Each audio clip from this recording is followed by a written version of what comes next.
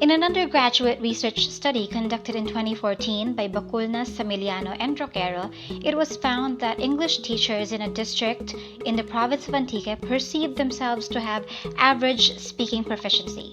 However, after answering a questionnaire that measures their actual speaking proficiency, it was found that they were limited users in terms of skill or proficiency level. In general, their basic competence is limited to familiar situations, they frequently show problems in understanding and expression, and they are not able to use complex language.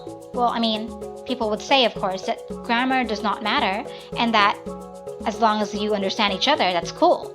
Okay, so linguists believe this. I, for one, believe this. We are all for descriptive use of language as opposed to prescriptive. It is alarming, though, that English teachers who are supposed to be sources of information and models of the language are, let's say, challenged just as much as your regular ones. Anyhow, this study was conducted ages ago, and I sincerely believe that English teachers now are much more equipped. And because of the current demands of our society for advanced and more sophisticated ways of conducting things, we also believe that we have to up our English game. Yes, even in arguments in social media to make one look, well, social. Kidding aside, this series is done to augment the need for many of our college students to be able to express themselves better, both in speaking and writing. If you were one of my grammar students before, all of this would sound familiar. The material I'm using is the book Intensive English Grammar, written by some of my English professors in college. So let's get to it. As cliche as it may sound, without further ado, we'll begin by reviewing the 8 parts of speech. In the English language, there are 8 kinds of words called parts of speech.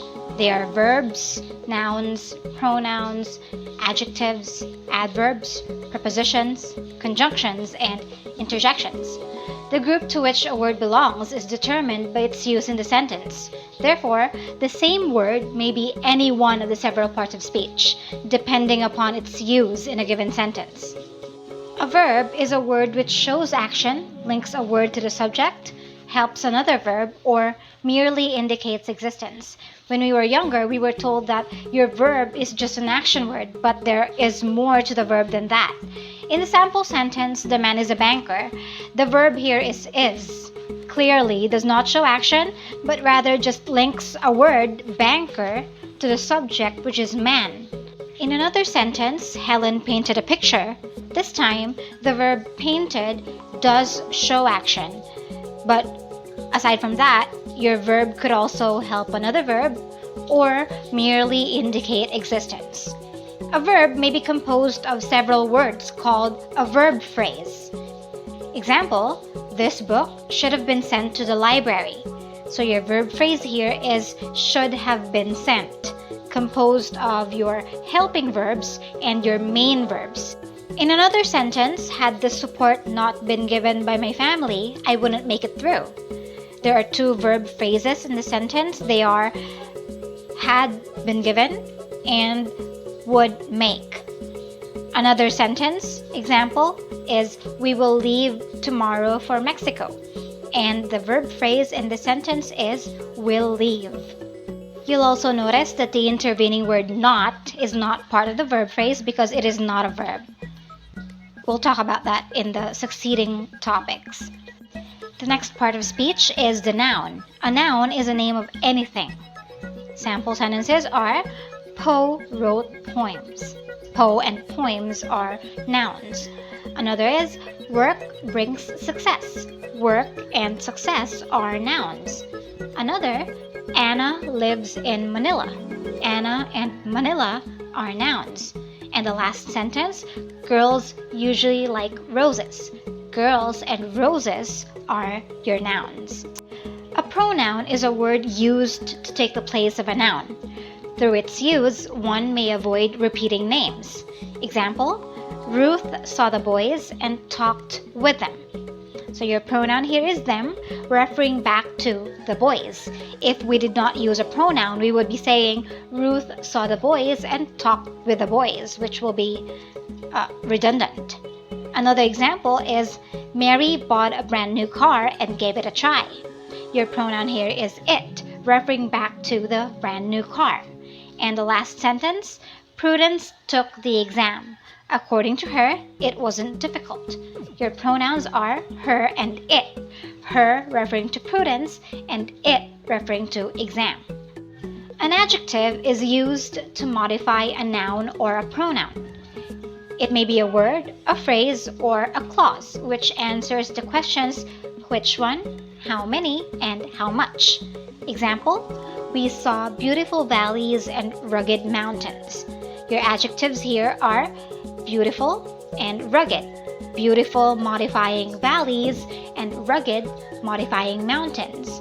Another sentence, the rug on the floor is blue. This time your modifier is a phrase, on the floor, referring to the rug. And another sentence, the man who spoke is a teacher. This time, your modifier is a clause, who spoke, referring to the man. If the adjective modifies a noun or a pronoun, your adverb is used to modify a verb, an adjective, or another adverb. It may be composed of a single word, a phrase, or a clause, just like your adjective. Example, she sang beautifully. Your one-word modifier is beautifully, modifying sang. Another example, the stranger came into the room. This time your adverb is a phrase, into the room, modifying the verb came.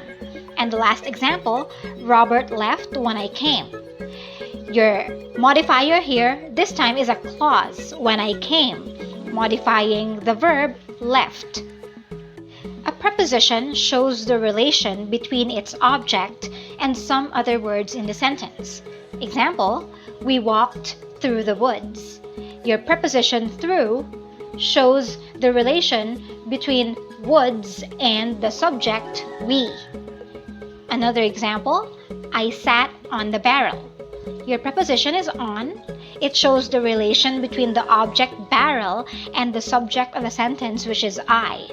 And the last example, Richie is standing between two extremely tall trees. So your preposition between is showing the relation between the tall trees and the subject Richie. A conjunction connects words or groups of words. Example, Bon and Nellie are here.